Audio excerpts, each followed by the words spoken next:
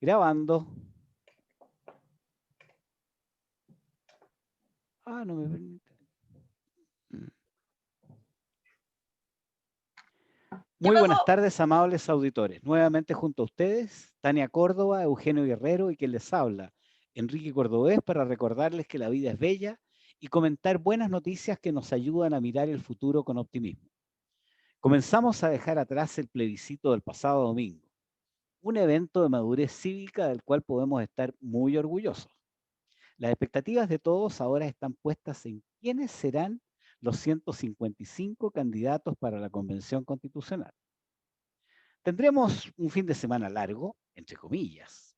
El sábado celebraremos Día de las Iglesias Evangélicas y Protestantes y el domingo el Día de Todos los Santos. Pero ojo, el Ministerio de Salud informó que en esos días los cementerios se mantendrán cerrados para evitar aglomeraciones y nuevos contagios de COVID-19. En el programa de hoy tendremos el agrado de contar con la valiosa participación de don Marcelo González. Él es osornino, ingeniero comercial de la Pontificia Universidad Católica de Valparaíso, de activa participación académica y política en esas aulas de educación superior. Es voluntario de diversas organizaciones sociales que sería largo mencionar, pero destacamos que es el coordinador de la Fábrica de Sueños, especialista en educación, economía y sistema de pensiones. Vamos, somos chilenos, le da este jueves a Marcelo la más cordial bienvenida. Buenas tardes, Marcelo. Bienvenido. Hola, hola, Tania, mucho gusto. Un agrado estar acá compartiendo con ustedes este momento de conversación. Un agrado para nosotros tenerte acá. Vamos a tener harto que conversar hoy día. Sí, está bien interesante esta semana. Como bien señaló Enrique, vamos dejando atrás lo que fue el plebiscito, pero se viene sin duda un proceso constituyente bien interesante. Así que hay harto que conversar, además de este feriado que siempre bien celebrado en Chile. Y muy bien interesante también que se pueda mencionar que este año hay que mantenerse en casa, cuidarse y no asistir a los cementerios que van a estar cerrados. Sí, me parece muy necesario como una medida de precaución. Aquí está llegando Eugenio, que se incorpora a nuestra conversación. Buenas tardes, Eugenio. Se ve que allá hay buen clima por tu Hola, lado. Eugenio. Bien. Hola, buenas tardes a todos. Bueno, muchas gracias. Sí, yo creo que es la primera vez que me ven sin parca o sin chaleco. Sí. Hay buen clima en Viña del Mar. Yo dije que se chilenizó. Sí, el tiempo no pasa en vano. Oye, muchas gracias. Bienvenido, Marcelo. Gracias, Eugenio. Muchas gracias. Es curioso verte sin chaqueta. Sí, imagínate, si me lo dice Marcelo, que compañero. A propósito de lo que nos decía Marcelo, bueno, en realidad el tema de discusión en este momento es los resultados del plebiscito. Y bueno, podemos comentar que el resultado de la opción apruebo superó las expectativas de todos sus partidarios y de sus oponentes. A mi modo de ver, se explica por tres razones. En primer término, porque actores políticos de izquierda, de centro izquierda y de centro derecha coincidieron en sumarse a esa opción. Pero la explicación no es solamente política. También, desde el punto de vista económico, muchas personas necesitan mejorar su calidad de vida en salud, vivienda, educación y pensiones, y votaron naturalmente por el apruebo. Finalmente, hay una motivación sociológica que aquí podemos discutir, que a mi modo de pensar motivó a la mayoría de los jóvenes a votar por el cambio de una constitución que alguna vez eligieron sus abuelos. No sé si ustedes coinciden en que el triunfo de la prueba se dio a esas tres razones o tiene otras explicaciones.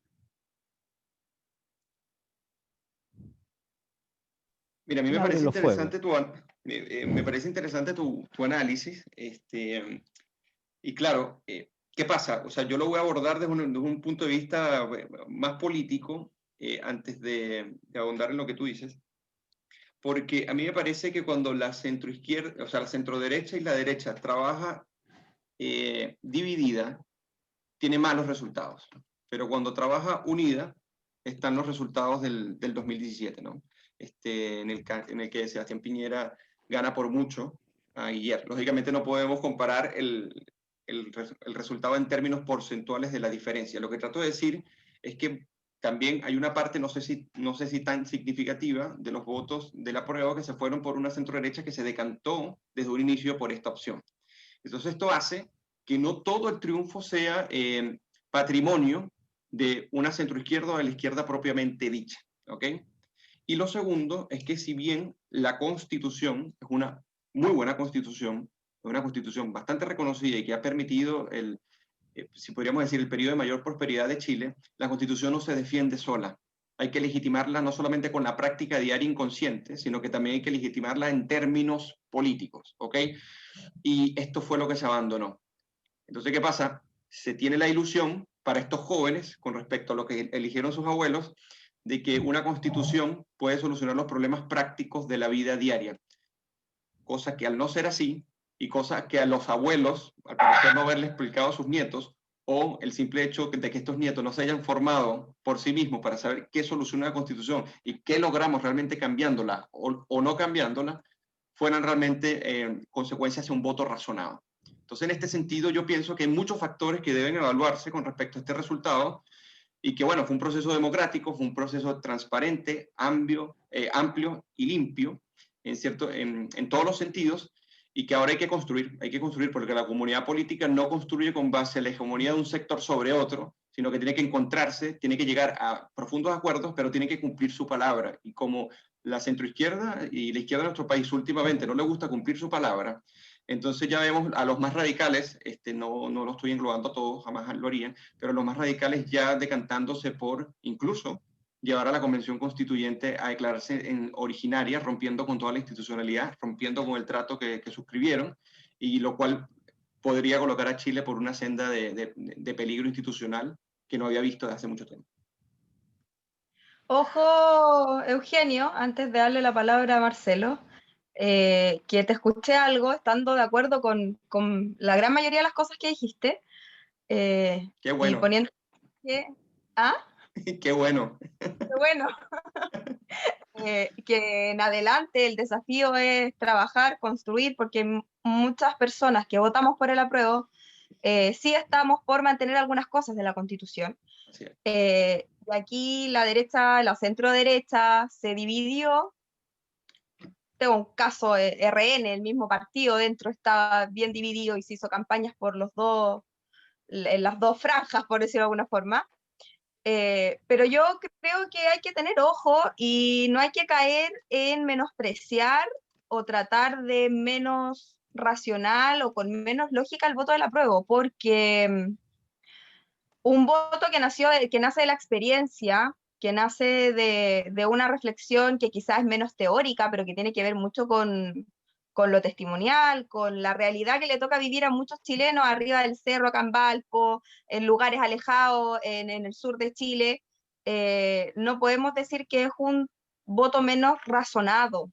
Y no lo digo, no lo digo solo por lo que dijiste tú, porque me parece que tú lo dijiste de una forma bastante bien dicha, pero elaborada. Y se entiende bien lo que estás tratando de decir desde el sector, como hablando de los de centro derecha.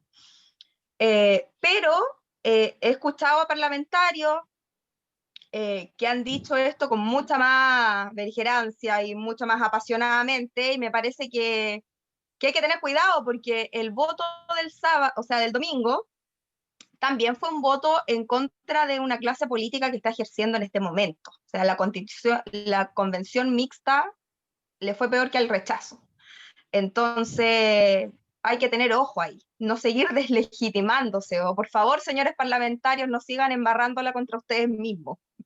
Pero no, yo estoy de acuerdo, incluso. Ya, yo estoy de acuerdo con lo que comenta. Yo no traté de decir que era un voto irracional o ilógico. Lo que trato de decir es que con base a lo que se aspira, o sea, si el fin es cambiar la constitución política para que mejore, en cierto sentido, la calidad de vida de los chilenos, y cuando uno ve las encuestas que se piensa que es lo que va a hacer la constitución con respecto a la realidad, yo lo que digo es que no todo el mundo está tan informado. Hay personas que quieren cambiar el sistema político, incluso hacerlo mejor. O sea, supongamos el hiperpresidencialismo, reducirlo, por ejemplo, y eso a mí me parece bastante razonable. Lo que pasa es que, bueno, yo era yo me decanté por el rechazo porque se puede hacer por reforma, pero bueno, lo podemos hacer ahora si es que es posible por la Convención Constituyente. Pero yo me refería más que nada a eso, ¿no? A lo que es las expectativas, no de todos, pero sí de un sector significativo con respecto a la realidad que la Constitución realmente te podría proporcionar. Entonces, coincido contigo. Bueno, yo creo que No ahora son tendríamos que irracionales, escuchar a son Marcelo. Tendríamos que escuchar a Marcelo que nos broma, diga broma. algo, porque desde Purranque Sí, Marcelo, te toca. lo vemos muy callado y muy atento para intervenir. Aló, Marcelo. Parece que tenemos problemas de conexión. Tenemos problemas de conexión. Bueno, mientras Marcelo recupera la conexión, a lo mejor le podemos mandar ahí un mensaje por WhatsApp. Yo creo que hay que reflexionar, bueno, lo que ustedes plantean desde dos puntos de vista distintos, en el fondo coinciden en lo mismo. Yo creo Llegó que Marcelo. yo creo que la Constitución es un proceso. Los autos se vienen haciendo con motor desde el primer auto fabricado por Ford. Los motores van cambiando, sus diseños se van adaptando, pero no puede el auto andar sin motor. Y la Constitución es un motor que evoluciona, que cambia, que se adapta a los tiempos. Que yo creo que la participación ciudadana en la Convención Constitucional va a ser muy importante para traspasar las inquietudes de la población a la letra de la nueva Constitución sin que signifique votar el motor. Marcelo, estuviste desconectado, pero te tenemos de vuelta desde Purranque. Por favor.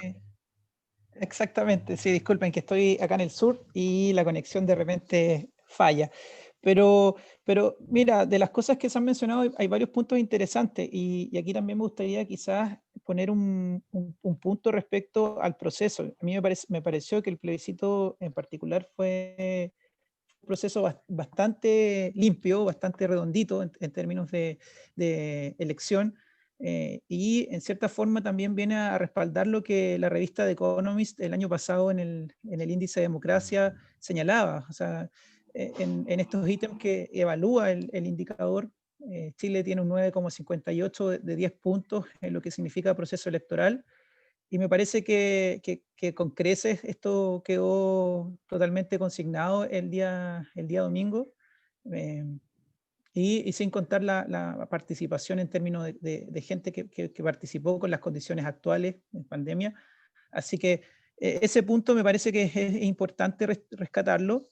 Ahora, respecto a la participación, yo también creo que los 3 puntos que señalas, Enrique, son tremendamente relevantes. Sobre todo el punto de los jóvenes. Me parece que no sé si en términos, pero si es que hay otra elección donde hayan participado tantos jóvenes, y eso me parece que tiene que ver mucho con la idea de la épica que se ha generado en torno a este proceso. Creo que es relevante también generar o tratar de regar la expectativa, como dijo Eugenio. Creo que tiene problemas de conexión Marcelo. Sí. El viaducto del Mayeco parece que ahí se trabó la señal. Bueno, yo creo que me pareció muy interesante lo que alcanzó a decir Marcelo, pero yo insistiría en plantear la otra línea que no la hemos explorado, que es el término de las expectativas económicas. Yo creo que gran parte de las demandas sociales, en vivienda, en salud, en educación, mucha gente tiene la esperanza, digamos, de que la letra de la Constitución redactada en estos días permita generar una mejor, ¿cómo se llama?, condiciones de vida, con mejor calidad de vida. Yo no sé hasta qué punto se logre directamente con la Constitución. La Constitución es el marco, pero hay que poner la fotito dentro del marco, digamos, y eso son las leyes, no son la Constitución. El marco quizás, a lo mejor el marco es, como le he dicho y alguna vez no he estado de acuerdo con Eugenio, es muy neoliberal y no es social, de economía social de mercado. O sea, a lo mejor es el marco de aluminio, habrá que cambiarlo por uno de madera, no sé, ¿qué es lo que opinas tú? O de cobre. Yo sostengo que incluso es de economía social de mercado. Hay cosas mejorables, por supuesto. Nuestra tradición latinoamericana hace que los hiperpresidencialismos también tengan cierta impronta en cómo se maneja el país, incluso en ámbitos de descentralización. no puedes tener una efectiva economía social de mercado si no tienes descentralización. Y Chile se enmarca dentro de los países, igual que nuestros vecinos, bastante centralistas, pero que ha ido abordando los desafíos, no de manera tan intensa y tan profunda, pero poco a poco lo ha hecho. Ya dentro de poco tenemos elecciones para gobernadores, poco a poco se ha avanzado por el desafío, y esperemos que esta oportunidad que se da, a propósito de que ganó la prueba, bueno, ojalá se pueda tocar este asunto con bastante seriedad. Ojalá, como dicen los árabes. Marcelo, te habías ido nuevamente en conexión, pero nos gustaría saber que finalizaras el punto. Sí, mira, yo en general, disculpen la conexión, pero en general me parece que estos 3 puntos que señalaste, Enrique, son relevantes para poder evaluar también lo que se viene. O sea, los jóvenes sin duda tomaron un rol relevante en todo lo que se ha generado en el proceso, y creo que por tanto también hay que tratar de poder conducir desde el punto de vista de las expectativas también a los jóvenes. Yo lo que he visto que en este proceso se ha generado demasiada mística, que me parece bien que exista, pero muchas veces con falta de información. Entonces, tanto del sector rechazo como apruebo, mucha gente votó muy desinformada y puede generar un problema grave en términos de las expectativas que se generen ahora en el proceso constituyente. Así que la participación fue interesante, pero es que yo creo que canalizarla también en esa perspectiva. Muy bien, yo creo que sí. Tania, tú ibas a decir algo al respecto. ¿Así? No. Que de todas formas la participación también fue una sorpresa. Yo no me esperaba que en pandemia hubiese tanta participación. Superamos la participación de las votaciones de las últimas presidenciales, que era lo que esperaba. Todo acá lo habíamos dicho. Ojalá que hubiese tanta o más participación que en las últimas presidenciales. Y hubo más que en las presidenciales en que eligieron a Frey, que había sido la que había tenido más participación en democracia. Entonces, a mí me parece ese un tema muy destacable, y también la participación de abuelitos, igual hubo harta movilización de personas de la tercera edad, al menos a mí eso me tocó atestiguar cuando fui a votar. Sí, y yo creo que también fue muy buena idea esto de establecer un sistema de preferencia para las personas de mayor edad o las personas embarazadas, tuvieran obviamente un privilegio, no tuvieran que estar haciendo cola ahí esperando la votación. Mira, yo creo que estuvo bien el recuento fue rápido, tuvimos resultados en una hora después de que se habían cerrado los escrutinios. Entonces yo creo que fue un proceso bastante ejemplar. Ahora, yo modestamente creo que está pendiente una modernización del sistema de voto. Está el voto por correspondencia, que dicen que es poco confiable. Está el voto a través de terminales de computación, que hay que concurrir a los terminales de computación. Hay votos desde el propio computador. Yo no sé qué piensan ustedes de estas alternativas que, entre paréntesis, en América Latina están bastante difundidas. Creo que nosotros somos uno de los pocos que seguimos votando con papel. Sí, mira, ¿qué pasa? Con el voto, si podríamos decir electrónico o mediado, o sea, de manera electrónica como fue en Venezuela, ¿qué pasa? Es bueno en términos si tienes una institucionalidad que lo respalde, ¿ok? Pero si tú tienes una institucionalidad corrupta y secuestrada por una élite colectivista y narcotraficante y todo lo que tú quieras en Venezuela, entonces lo que hace es que este proceso, y les voy a poner un ejemplo muy práctico a los auditores para que me entiendan.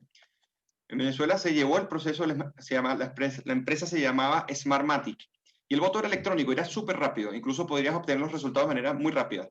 Pero como estaba confabulado el Consejo Nacional Electoral, que es la institución que se encarga de llevar el registro, algo como el CERVEL acá, entonces resulta que habían personas inscritas en ese CERVEL, que en Venezuela se llama Consejo Nacional Electoral, como 40 veces con diferentes nombres, diferentes números de RUT, con la misma foto y la misma huella dactilar. Y uno dice, bueno, pero ¿por qué no se descubría en el momento que si yo voy a una mesa y voto y coloco mi huella, bueno, si voy a otro centro electoral, voto con otro RUT, debería coincidir? Bueno, el registro no estaba no estaba triangulado o no estaba integrado de manera total. Entonces, yo podía hacerlo.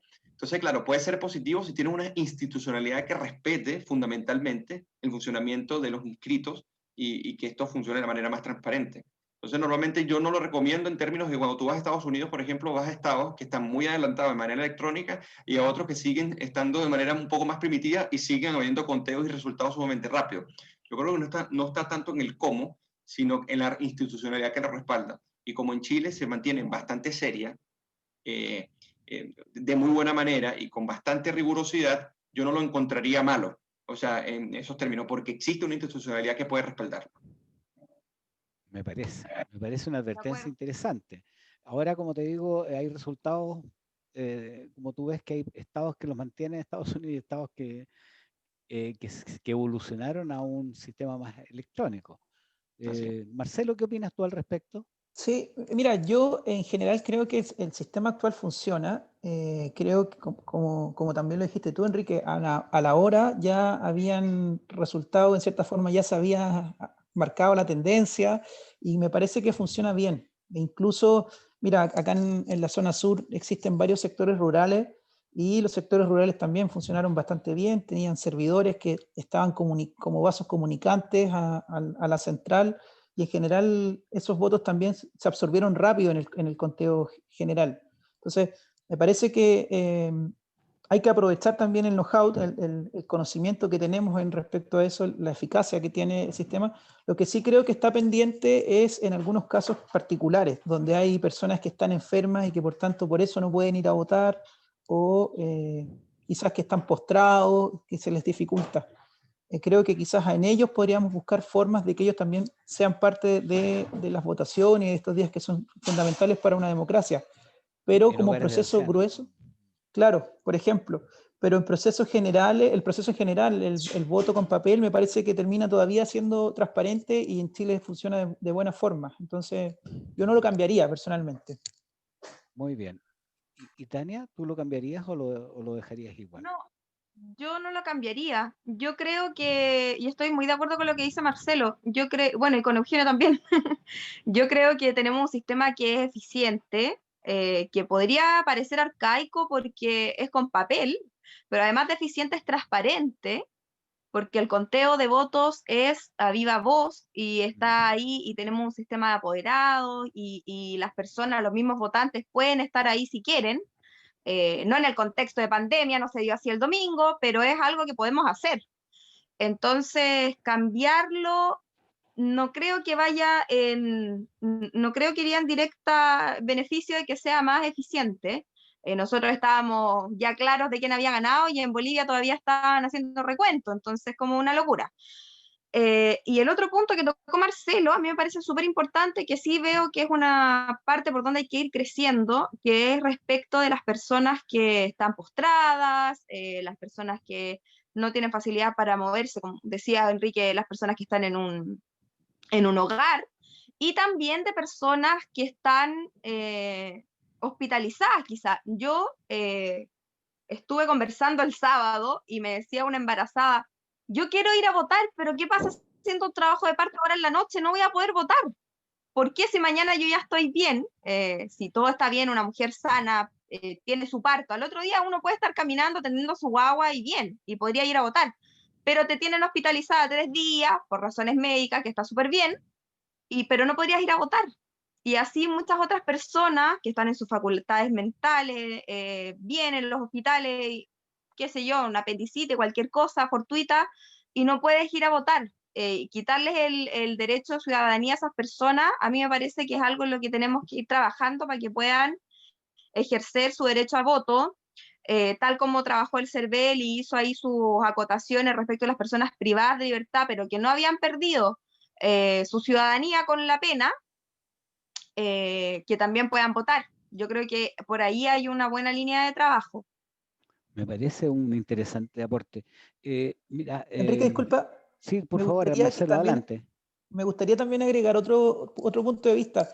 Lo que hemos visto y personalmente también me he dado cuenta es que existe también cada vez más interés de participar como apoderados de mesa, lo que de otra manera también muestra que hay quizás un mayor involucramiento en este tipo de procesos, cosa que me parece que con el voto electrónico se perdería. Entonces, creo que también esto es una buena instancia de participación ciudadana. Estas votaciones en papel también te permiten eso, y creo que el voto electrónico podría también hacer perder esta oportunidad. Claro, mira, Sí. yo estoy de acuerdo con lo que dice Marcelo, porque uno tiene que entender en el realismo político que la comunidad política no son espacios donde brilla la neutralidad. Uno siempre tiene una tendencia. Lo que pasa es que cuando uno modera su tendencia en función de la democracia, entonces estamos haciendo un ejercicio cívico muy correcto, ¿ok? Pero los espacios civiles, si podríamos decir, ese aspecto de la ciudadanía, en el momento que decide limitar el poder del Estado es porque tiene una concepción del límite del poder fundamental que no se pase a llevar su libertad individual. Y ya eso es un fundamento político de primer lugar. Entonces, ¿qué pasa? Al entender esto, por eso lo conecto con lo que dice Marcelo, y el joven se involucra, a pesar de que tenga sus ideas, aunque sea o sea, las ideas sean contrarias, coinciden en que el espacio democrático es el único necesario para que estas visiones se puedan encontrar, puedan debatir y puedan consensuar, incluso ceder, ¿ok? En determinados aspectos. Y esto lo conecto ahora con el futuro, o sea, con lo que se nos viene en términos del proceso constituyente, donde, como comentaba Enrique, se aspira a que los independientes tengan una participación importante, pero que posiblemente se vean, no sé si aplastados, pero desplazados por las maquinarias partidistas, ¿no?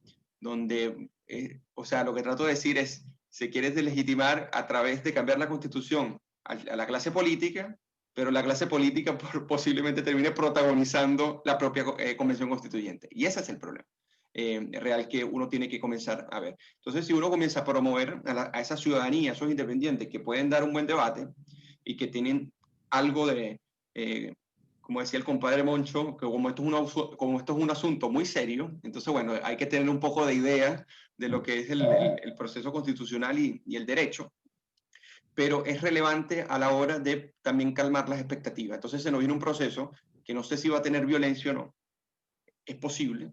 Se nos viene un proceso que puede estar bastante politizado y cooptado por élites políticas, es bastante posible.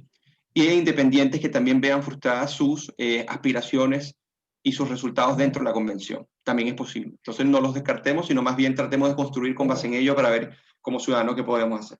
Bueno, yo creo que tenemos que dejar para la segunda parte la discusión que abrió Eugenio, que es muy interesante. ¿Quiénes van a ser elegidos como convencionales constituyentes?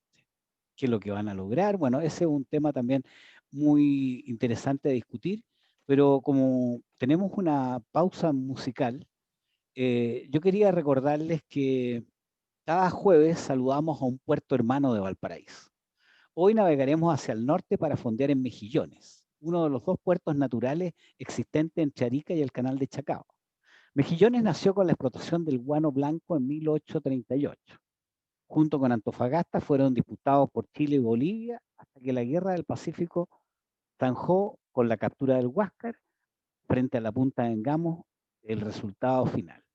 Durante el siglo XX, el querido Mejillones se fue viniendo a menos, hasta que en la década de los 80, la industria de la harina de pescado impulsó su resurgimiento. En los 90 se instalaron varias plantas termoeléctricas para dar energía a la minería, y en este siglo se materializa la idea de un megapuerto, el complejo portuario de Mejillones, que en los próximos años dará acceso al Pacífico a los vecinos países del Cono Sur, Argentina, Bolivia, Brasil, a través de lo que llaman corredor bioceánico, un corredor bioceánico entre el Atlántico y el Pacífico. Bueno, con este espíritu fraternal, en nuestra pausa musical de hoy, les invitamos a escuchar en la voz de Rolando Alarcón, Si somos americanos.